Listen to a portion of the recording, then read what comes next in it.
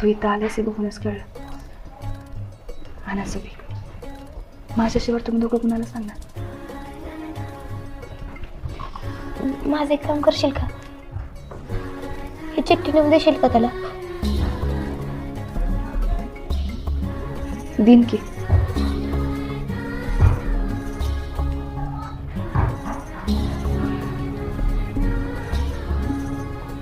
काय ग, काय झालं? मी एक दिवस शाळेत नव्हते आले तर तू माझ्या घरी आलता. आणि आज 4 दिवस झाले तू शाळेत नाही आला तर मी सध्या भेटायला बी नाही गेले त्याला.